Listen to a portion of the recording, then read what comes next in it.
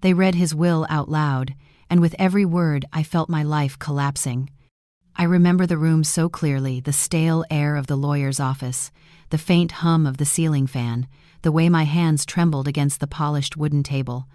My husband had been gone for only 3 weeks. I was still wearing black, still waking up in the middle of the night expecting to hear his cough from the hallway. But nothing could have prepared me for that moment.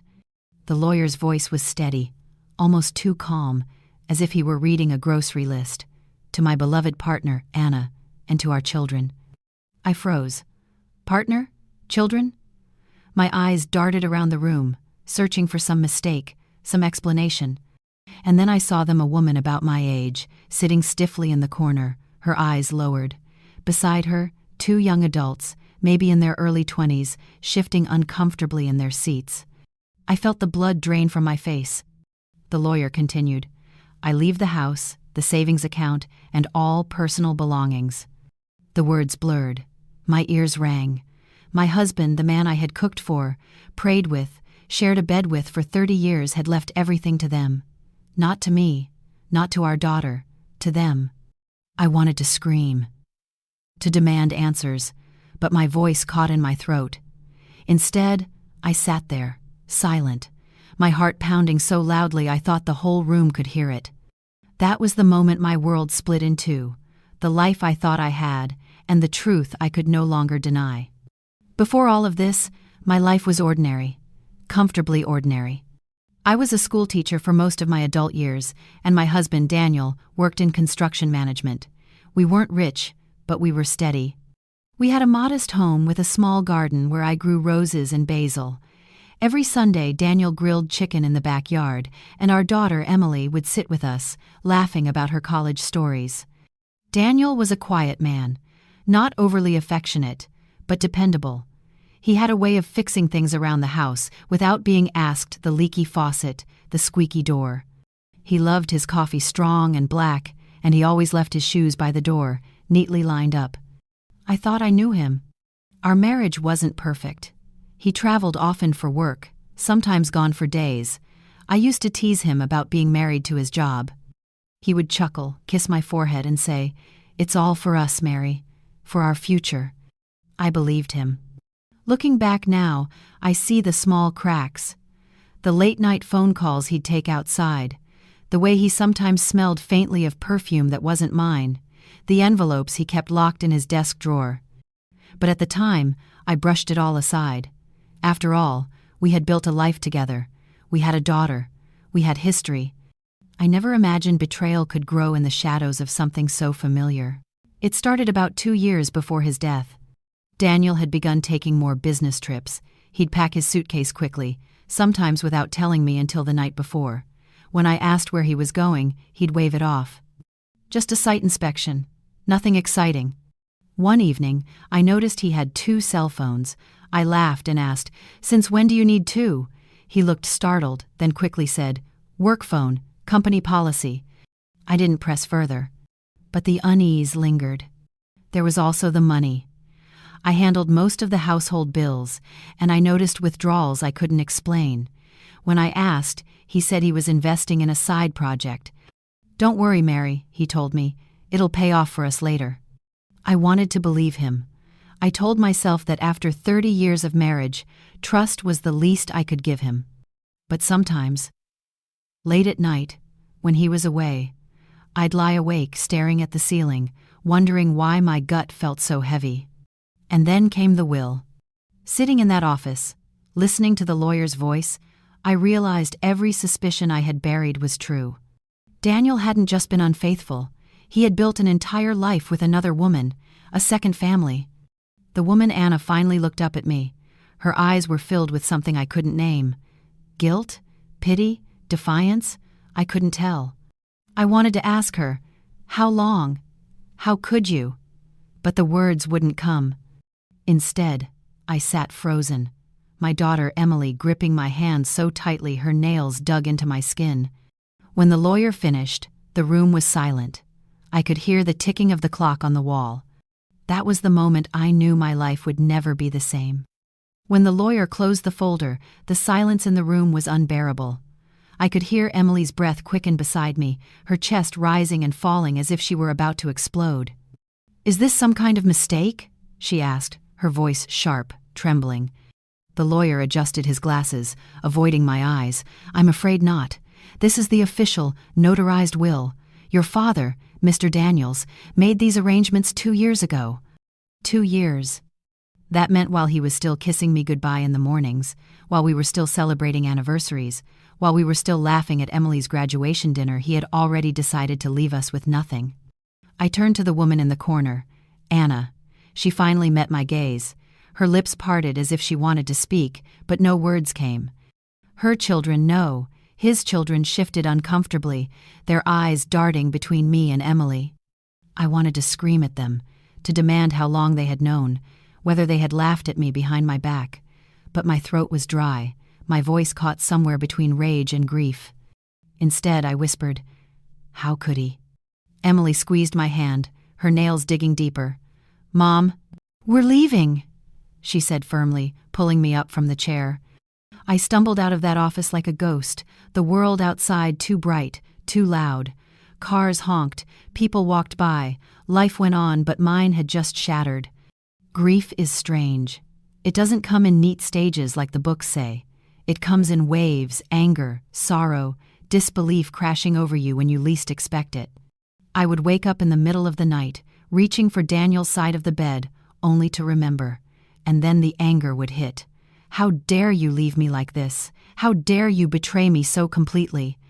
Emily tried to be strong. She cooked for me, sat with me, even made me tea the way her father used to. But I could see the fury in her eyes. She had adored her father. Now, she couldn't even say his name without spitting it out like poison. One evening, she slammed her fist on the kitchen table. "We have to fight this, Mom. We can't just let them take everything." Her words lit something inside me. Until then, I had been drowning in sorrow. But Emily was right. I had given 30 years of my life to that man. I had raised his child, built his home, stood by him through sickness and health, and now he wanted to erase me with a signature on a piece of paper? No, I wouldn't let him. A week later, I found myself standing outside Anna's house. It was a modest 2-story home on the other side of town. The curtains were drawn, but I could see the glow of a lamp inside. My hands shook as I knocked on the door. Anna opened it slowly, her face pale. For a moment, we just stared at each other. 2 women bound by the same man, yet strangers. "Mary," she said softly, almost apologetically. I hated the way she said my name, as if she had the right. "Why?" I asked, my voice breaking. "Why did you stay with him? Why did you let him do this to us?" Tears welled in her eyes. "I didn't know about the will until recently. I swear, he told me he would take care of us both. I thought you knew." I laughed bitterly. "Take care of us both?" "He left me with nothing. Nothing, Anna." Her children appeared behind her, watching silently. One of them, a young man with Daniel's eyes, looked at me with something like shame. "I never wanted this," Anna whispered. "I loved him, but I never wanted to hurt you." Her words cut deeper than anger ever could. Because in that moment, I realized she wasn't just a mistress. She was a wife in her own right, living a parallel life to mine. And Daniel had chosen to split himself between us, leaving destruction in his wake. I turned away, my chest heavy. "You may have his money, Anna, but you'll never have his honor." He took that to the grave. And with that, I walked away, my resolve hardening. That night, Emily and I sat at the kitchen table, papers spread out before us, bank statements, old letters, receipts, fragments of a life I thought I understood. "We need a lawyer," Emily said. "We can contest the will. You were his legal wife. You have rights." I nodded slowly. For the first time since his death, I felt a spark of strength. This wasn't just about money, it was about dignity, about not letting Daniel's betrayal define the rest of my life. I would fight. Not out of spite, but out of love for myself, for Emily, for the years I had given. Because if I didn't, then everything I had lived for would vanish just like his promises. The first time I sat across from my lawyer, I felt small. The office smelled faintly of leather and old books, the kind of place where serious decisions were made. Emily sat beside me, her arms crossed, her jaw tight. The lawyer, a middle-aged woman named Miss Carter, leaned forward. "Mary, you have grounds to contest this will. You were his legal wife. Depending on the state laws, you may be entitled to a spousal share, regardless of what the will says." Her words gave me a flicker of hope, but then she added, "It won't be easy. These cases can get ugly. Are you prepared for that?" I thought of Daniel's smile, the way he used to hold my hand in church. Then I thought of Anna, sitting in that office, claiming everything I had built with him. My chest tightened. "Yes," I said quietly, "I'm prepared." Emily reached for my hand. "We'll do this together, Mom." The community reacts. News travels fast in small towns. Within a week, whispers spread through the church, the grocery store, even the post office. "Did you hear about Mary's husband? He had another family all along. 30 years, and she never knew?" I could feel the stares when I walked into the market. Some were sympathetic, others curious, a few judgmental. People love a scandal, especially when it's not their own. At church, Mrs. Thompson, an old friend, pulled me aside. "Mary, I don't know what to say. Daniel always seemed so devoted." I forced a smile. So did I. But behind closed doors, I wept. Not just for the betrayal, but for the humiliation. My marriage, my life, had become gossip. As Miss Carter dug deeper, more truth surfaced. Daniel had been supporting Anna and her children for over 20 years. He had bought them their house, paid for their schooling, even taken vacations with them. Vacations, he told me, were work trips. I found old receipts tucked away in his desk. Hotel stays, jewelry, even a birthday card signed "Love, Dad" in handwriting I knew too well. Each discovery was like a knife twisting deeper. Emily slammed the papers on the table one night. "How could he do this to us, to you?" I shook my head, tears blurring my vision. "I don't know, Emily. I don't know who he really was anymore." The day of the first hearing, I wore my black dress and pearls, the ones Daniel had given me on our 20th anniversary. I wanted to walk in with dignity, no matter how broken I felt inside. Anna was there too, sitting across the aisle. She wore a simple navy dress, her children beside her. She didn't look at me. The judge listened as Miss Carter presented our case. 30 years of marriage, shared assets, my legal rights as his wife. Then Anna's lawyer argued that Daniel had intended to provide for her and her children, that his will was clear. I sat there, my hands folded tightly in my lap, listening to strangers debate the worth of my life, my marriage, my sacrifices. At one point, the judge asked, "Mrs. Daniels, do you have anything to say?" I stood, my knees trembling. "Your Honor, I gave my husband 30 years of my life. I raised our daughter. I built a home with him. I didn't know about his other family, but I know this. I deserve to be recognized, not erased." My voice cracked, but I held my head high. After that day, the whispers grew louder. Some people pitied me, others condemned Daniel. His reputation, once solid and respected, began to crumble. At the hardware store, an old colleague shook his head. "I worked with Daniel for years, never thought he was the type." At church, the pastor spoke gently about hidden sins and the truth always coming to light. I knew he was speaking about Daniel. Even Anna's children seemed uneasy. One afternoon, I saw the young man, the one with Daniel's eyes, outside the courthouse. He approached me hesitantly. "I'm sorry," he said quietly, "for everything. I didn't know he was still with you. I thought he had left you long ago." His words stung, but I saw the pain in his face. He was a victim, too, in his own way. Weeks turned into months. The legal battle dragged on, draining me emotionally and financially. But slowly, something shifted inside me. I realized I wasn't just fighting for money.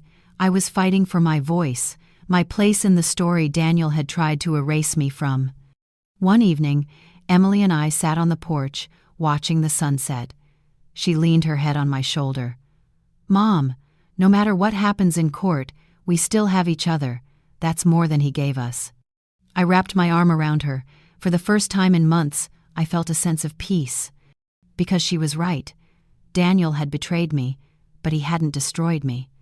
The day the judge delivered the ruling, the courtroom was hushed. I could hear the shuffle of papers, the creak of wooden benches, even the faint cough of someone in the back. My palms were damp, my heart pounding so hard I thought it might echo in the silence. The judge's voice was steady, deliberate. After reviewing the evidence, the court recognizes Mrs. Mary Daniels as the legal spouse of the deceased. She is entitled to her statutory share of the estate. The remainder will be distributed according to the will. Product stock. For a moment, I didn't breathe. Then the words sank in. I hadn't lost everything. I hadn't been erased. Emily squeezed my hand, whispering, "We did it, Mom." Across the aisle, Anna lowered her head. Her children shifted uncomfortably, their faces pale. They still had their share, but the victory was no longer absolute. The truth had been acknowledged. I mattered. Walking out of that courthouse, I felt lighter, though not entirely free. Justice had been served in part, but justice doesn't mend a broken heart. Neighbors stopped me on the street. Some offered sympathy, others curiosity. "How are you holding up, Mary?" they'd ask, their eyes searching for cracks in my composure. I learned to smile politely, to answer with dignity. "I'm taking it one day at a time." But at night, when the house was quiet, the grief returned. I would sit in the living room, staring at Daniel's old armchair, remembering the man I thought I knew. Daniel's reputation continued to unravel. At the construction company where he had worked, whispers spread about his double life. Some colleagues expressed shock, others admitted they had suspected something. At church, the pastor spoke openly about betrayal and the importance of truth. His words were gentle, but I could feel the congregation's eyes on me. One Sunday, after service, Anna approached me in the parking lot.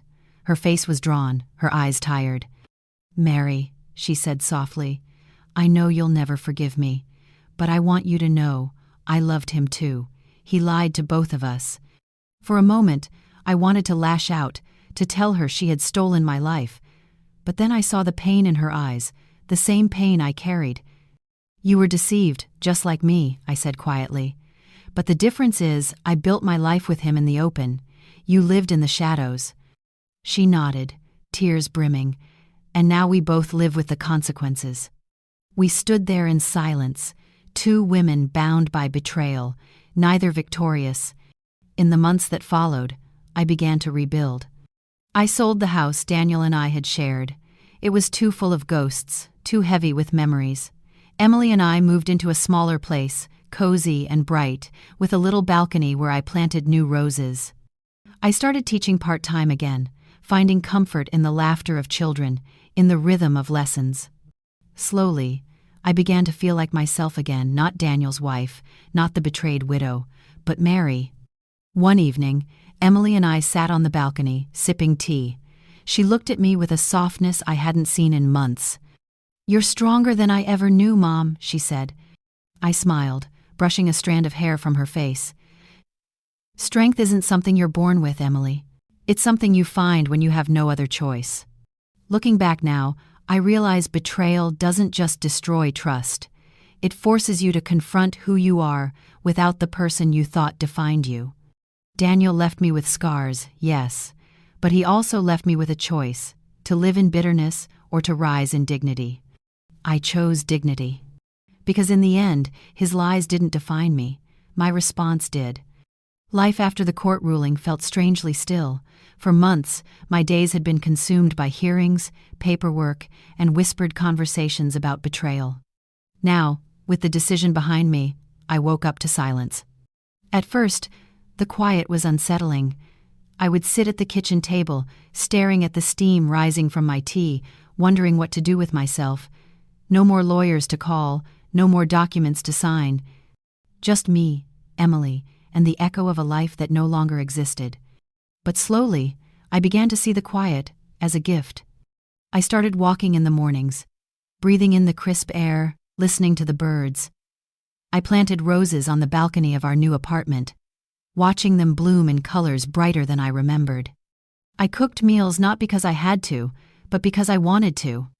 For the first time in years, I was living for myself. One afternoon, I opened a box of Daniel's belongings I had kept tucked away.